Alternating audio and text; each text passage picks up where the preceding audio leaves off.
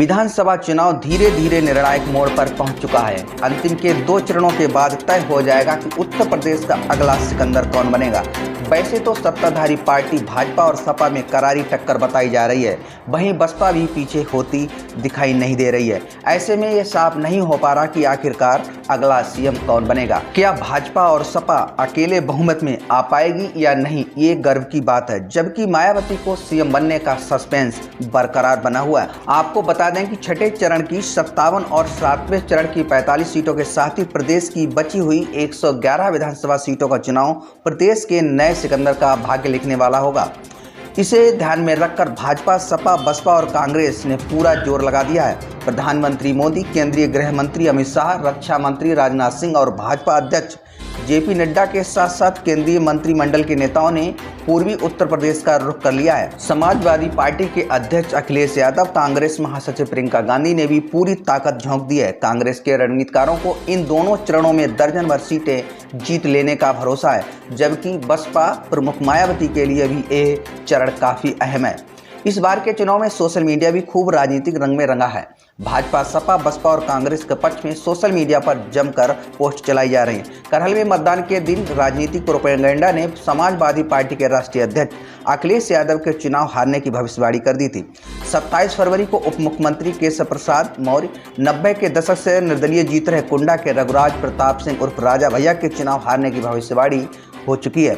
अगली भविष्यवाणी छठे चरण में मुख्यमंत्री योगी आदित्यनाथ, स्वामी प्रसाद मौर्य, ओम प्रकाश राजभर, दारा सिंह चौहान की सीट फंसने चुनाव हारने की खबरों ने जोर पकड़ना शुरू कर दिया है।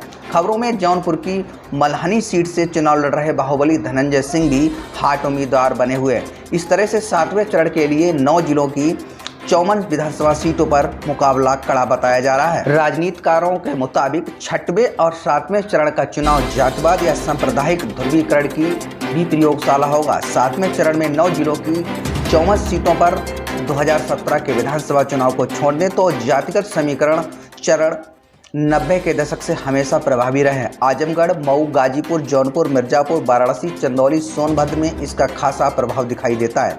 छठे चरण में बलिया, देवरिया, गोरखपुर, कुशीनगर, बस्ती, संत कबीरनगर, अंबेडकर नगर, सिद्धार्थनगर में इसकी बानगी देखने को मिलती है। राजनीति के पंडितों का कहना है कि चुनावी लड़ाई भाजपा और समाजवादी पार्टी के बीच में है।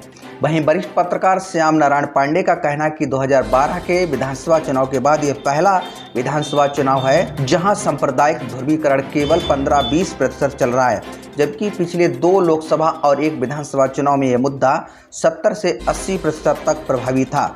चुनाव जात के मुद्दे पर हो रहा है और छुट्टा गौवंश, बेरोजगारी, महंगाई भी इसमें तड़का लगा रही है। देखना यह है कि नतीजे किस तरफ करवट लेते हैं। वैसे अब तक के हुए 5 चरणों के चुनाव में राजनीतिक पंडित तमाम तरह के कयास लगा रहे हैं। राजनीतिज्ञों की माने तो भाजपा और सपा की लड़ाई में कहीं बसपा बाजी ना मार ले जाए, क्योंकि चुनावी दंगल में अब तक सपा ने जहां बसपा के खिलाफ कोई जुबानी टिप्पणी नहीं की है, तो वहीं भाजपा के नेता बसपा सुप्रीमो मायावती के तारीफों के पुल बांध रहे हैं। ऐसे में रणनीतिकार कयास लगा रहे हैं कि अगर बसपा को 30 से 50 सीटें मिल जाती हैं और भाजपा सपा बहुमत तक नहीं पहुंच पाते हैं, तब मायावती ही सरकार बनवाने का तीसरा मोर्चा होगी। लेकिन अहम सवाल यह है कि बसपा ने राजनीति में अब तक दूसरी पार्टियों से समर्थन लिया है, ना कि दिया है। इस चुनावी रणनीति के तहत केवल मायावती ही मुख्यमंत्री बनना एक विकल्प रह जाता है। 10 न्यूज़ के लिए डीपी सिंह की खास रिपोर्ट। नमस्कार।